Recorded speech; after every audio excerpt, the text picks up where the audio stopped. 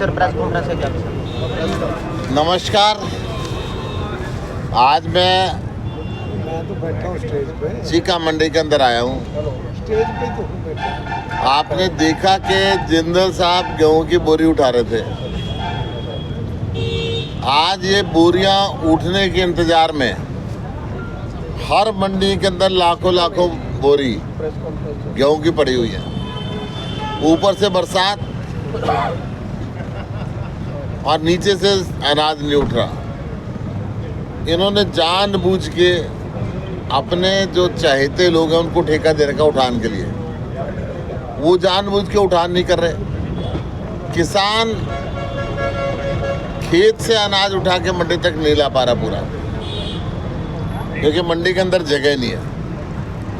मंडी के बाहर सैकड़ों ट्रालियां खड़ी हुई हैं अनाज भर के। और जब मंडी में जगह नहीं मिल रही है, ना मजदूर मिल रहे, ना बारदाना मिल रहा। आवाज तो है अनाज की, परंतु खरीदारी जीरो होती जा रही है। किसान क्या करे? किसान सिर्फ नुकसान उठा रहा है। और हर दफा भारतीय जनता पार्टी यही करती है।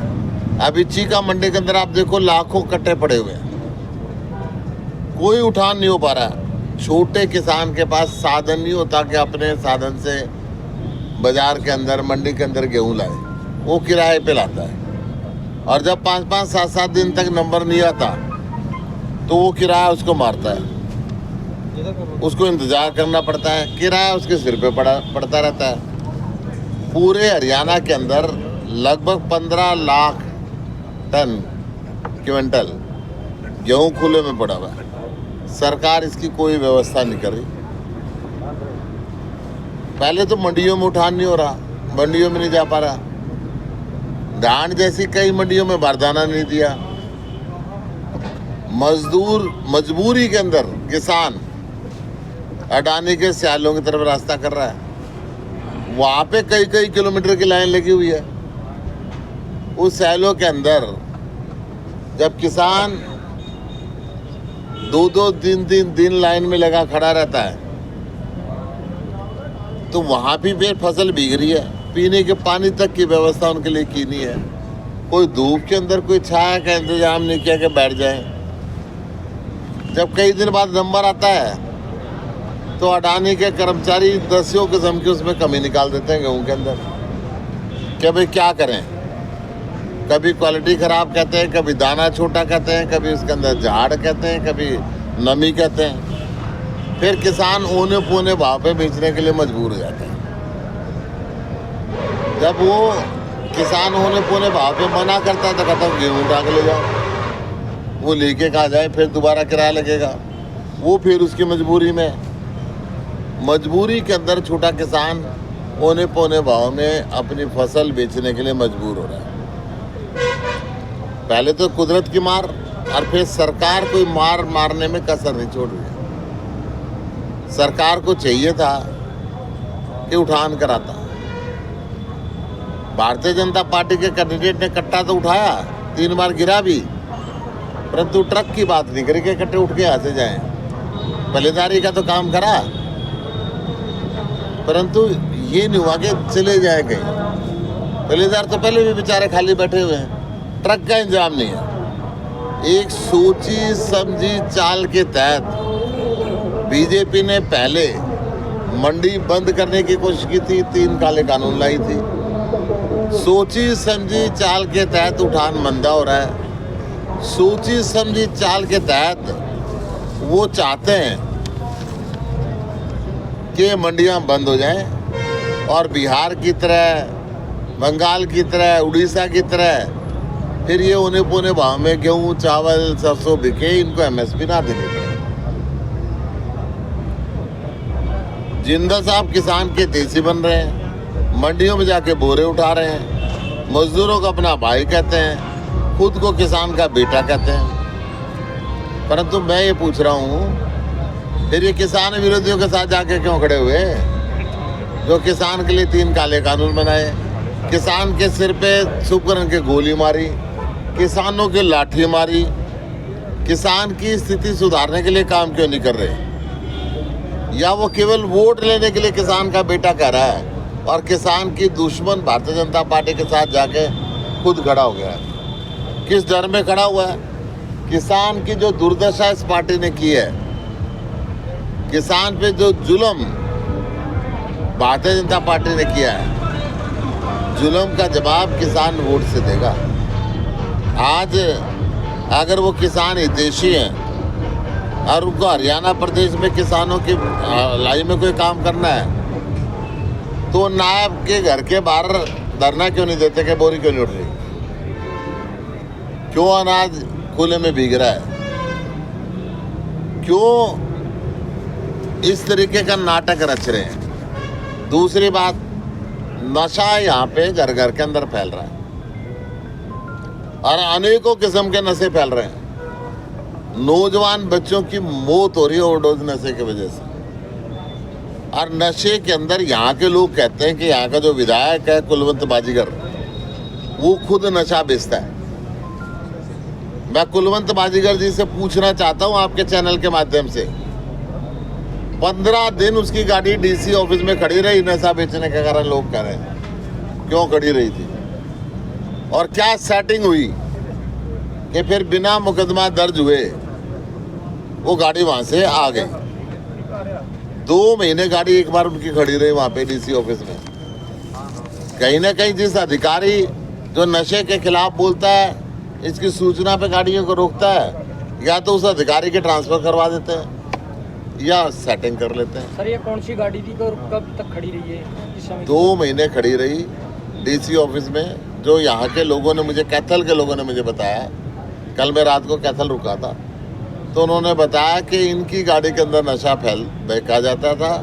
वहाँ पे रिपोर्ट आई, वो गाड़ी डीसी ने रोक के रखी और फिर वो गाड़ी रिलीज हो गई। तो इसका स्पष्टीकरण कुलवंत बाजीगर ही दे सकते हैं। क्या वो नशे के कारोबारी हैं और नशे के कारोबारी में उनकी गाड़ी इन्वॉल्व रही और उस गाड़ी को डीसी साहब ने क्यों पकड़ा?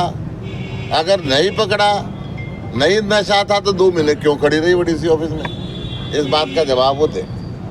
आज नशे की वजह से इस पूरा गुलाचिका हल्के का और पूरे हरियाणा का नौजवान नशे में तबाह होता जा रहा है। हर घर का चिराग इस बुरी लत के अंदर पड़ता जा रहा है। विधायक तो ईश्वर सिंह है जी, कुलवंत बाजीगर तो नहीं है जी। कुलवंत बाजीगर इनका विधायक तो रहे, पुराने हैं। सर, हाँ जो भी है तो बीजेपी के। अच्छा, मैं जिसका नाम आया वो बता रहा पूरा हूँ। विधायक एक तो मिनट, सर क्या मानते हैं कि सीपीएस पर भी आरोप लगाते हैं, ये भी नशे का कारोबार करते हैं जो आपके साथ में बैठे हुए हैं। उन्होंने आरोप तो ये भी लगा दिए थे परंतु साबित तो नहीं कर पाए। क्या कहोगे इसको? देखिए, एक मिनट, मैं तो चैलेंज करता हूँ, इनके बीच में बोलना नहीं चाहिए। मैं चैलेंज करता हूँ, आओ करो साबित। देखिए मैं तो सीधी सीधी बात कर रहा हूँ। कैथल वालों ने मुझे बताया और वो पूछ रहे 2 महीने गाड़ी क्यों खड़ी रही वहाँ पे डीसी ऑफिस में? कोई कारण था? तो सर नशा उसमें पकड़ा गया। मानते हैं बीजेपी प्रोटेक्ट कर रही थी अपने विधायक को? 100% बीजेपी नशे के कारोबार में शामिल है, अन्यथा हरियाणा के हर जिले में नशा नहीं फैल सकता। कभी चिट्टे का नाम नहीं सुना था हरियाणा में। हरियाणा में कोकीन, चरस, अफीम का नशा होता नहीं था। ये संरक्षण है, सरकार के संरक्षण के बिना नशे का कारोबार नहीं हो सकता। मुख्यमंत्री के एक प्रोग्राम में कुर्सियां खाली पाई जाती हैं। मुख्यमंत्री के प्रोग्राम में यहाँ पे जो नवीन जिंदल चुनाव लड़ रहे हैं, कल मेरे पास वीडियो भेजी थी किसी ने, 15 आदमी थे कुल और बाकी सारी कुर्सियाँ खाली थी। ये पोजीशन आज बीजेपी और जेजेपी को गांव में घुसने नहीं दिया जा रहा। गांव में लोग इनका विरोध कर रहे हैं। शहर के लोग भी अब इनके डर से चूप बिल्कुल त्रस्त हो चुके हैं। नवीन जिंदल को मुख्यमंत्री का नाम नहीं पता है, वो मनोहर लाल को मनोहर लाल सैनी कहते हैं, मनोहर लाल खट्टर को मनोहर लाल सैनी कहते हैं। वो भाई हवाई जहाज में चलते हैं, हेलीकॉप्टर में एक क्षेत्र से दूसरे क्षेत्र में जाते हैं और पूरा का पूरा अगर धरती पे चले, लोगों के बीच में रहे, तो जो फाइल नहीं उठाता ना उसको कट्टे ना उठाने पड़े। ये पूछने पर उनका ये कहना था कि मैं स्वतंत्र हूँ, बाहर भी जा सकता हूँ और हवाई जहाज में भी, हेलीकॉप्टर में भी घूम सकता हूँ। रहे, स्वतंत्र रहे, रहना अच्छी बात है, परंतु प्रदेश की जनता, हल्के की जनता जब एमपी चुनती है तो वो इमरजेंसी भी होती है। हल्के में किसी का एक्सीडेंट भी जाता है, कहीं आग भी लग जाती है, अगर उससे संपर्क ही नहीं कर पाए तो ऐसा एमपी किस काम का? जो एमपी ये ना कह सके कि प्रधानमंत्री नरेंद्र मोदी ने 1,86,000 करोड़ रुपए कोयला चोरी का जो आरोप लगाया था वो सच्चा था कि झूठा था? पत्रकार पूछे तो कहता है एकांत में बताऊंगा। तो आप इसका लगा सकते हो कि कितना मजबूर प्रत्याशी। सर एक कैंडिडेट है यहाँ से अभय चौटाला जी, उनको लोग कह रहे हैं वोट काटने के लिए आए हैं, तो वो ये जवाब देते हैं कि मैं वोट काटने नहीं आया, जो मेरे पे आरोप लगा रहे हैं उनकी गर्दनें काटने आया हूँ। देखो गर्दन तो ये देश है, कौन किसकी काट सकता है? इन बड़े बूंदों से तो उनकी सीट एक रहेगी, अरब की जनता एक भी खोस लेगी। ऐसे फर्क तो जो है ना पूरा का पूरा वो बीजेपी की मदद में रहे हैं हमेशा।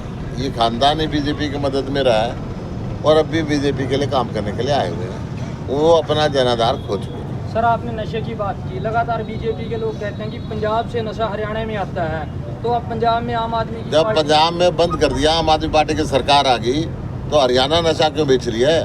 पंजाब में भी बिकता था, हो गया बंद। पंजाब में बंद।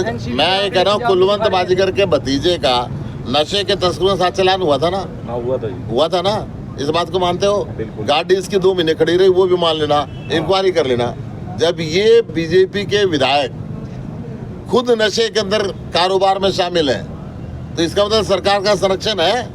ये बात तो पत्रकार बैठे हुए मान रहे कि उसके भतीजे का नशे के तस्करों के साथ चलान हुआ, तो नशे के कारोबार में तो है ये।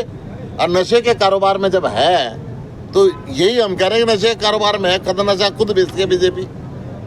हरियाणा के जवान को तबाह करने की जिम्मेदारी बीजेपी की है। हरियाणा के जवान को इजराइल भेज के मरवाने की जिम्मेदारी बीजेपी की है। हरियाणा के जवान को बिना ब्याह के बूढ़ा कर देने की जिम्मेदारी बीजेपी की है। आज ये नौकरी दे देते तो शादी हो जाती, रांडों की वो निभानी पड़ती पेंशन। परिवार बात कही जाए जब तेरा परिवार नहीं है। वो आपको ड्रामा करार दे रहे हैं कि गेहूं काट रहे हैं, आज से पहले कहाँ थे आप, आज से पहले गेहूं नहीं काट। मैं सुन जितनी वीडियो का दिखा दूंगा। जब बाढ़ आई थी तो मैं आगे गलियों में घूम रहा था, जब कोरोना आया तो मैं ऑक्सीजन के अंदर खोल रहा था। मेरे मोबाइल में अभी दे दूंगा मैं आपको। मैं नवीन जिंदल से चैलेंज कर रहा हूँ, 10 साल के अंदर एक भी दिन आया हो तो मुझे बता दे।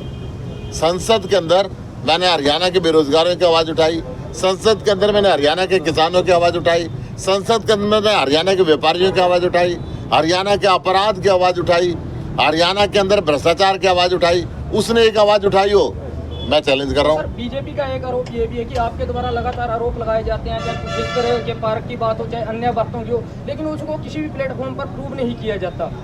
अब प्रूव कर दिया ना कुलवंत बाजीगर नशे में शामिल है, तो हमने मान लिया कि उसके साथ चलान हुआ था। और कैसे प्रूव होता है बताओ? क्या प्रूव कराना मैं अभी करता हूँ? क्या प्रूव करवाना चाहते हो? कुरुक्षेत्र थीम पार्क में करोड़ों रुपए घोटाले का आरोप, करोड़ रुपए घोटाले का नहीं, घोटाले की बलि चढ़ गया, बना ही नहीं पूरा आज तक। तो सर वो प्लेटफॉर्म पर किसी पर प्रूव तो नहीं हुआ? प्रूव कैसे, जब बना ही नहीं, करोड़ों रुपए खर्च हो गए, हर चीजें नहीं बनी, और कैसे प्रूव होता है? जनता का पैसा करोड़ों रुपए लग जाए और कुछ ना बने। कैथल का सिटी स्क्वायर भी रुका पड़ा है। कैथल का सिटी स्क्वायर के लिए कितनी बार शाबाशी की गर्दन थपथपा ली इन्होंने। नवीन जिंदल को बना के सिटी स्क्वायर भ्रष्टाचार के अड्डे चढ़ गया। कैथल में बने बनाए स्टेडियम इन्होंने राख कर दिए, सारे स्टेडियम खराब हो गए। कैथल में चारों तरफ सड़कें टूटी हुई है, बता दो, सारी भ्रष्टाचार के अड्डे चढ़ गई। आप मेरे साथ चलो जोन से गाँव में, मैं दिखाता हूँ आपको एक भी सड़क साबुत मिल जाए तो।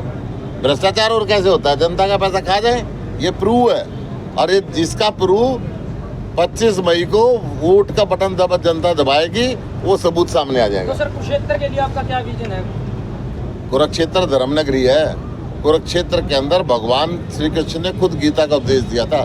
कुरुक्षेत्र के अंदर ब्रह्मा जी ने खुद ब्रह्म सरोवर की बात की थी, निर्माण किया था जब सृष्टि की रचना हुई। कुरुक्षेत्र सारी दुनिया का धार्मिक तीर्थ स्थल बन सकता है।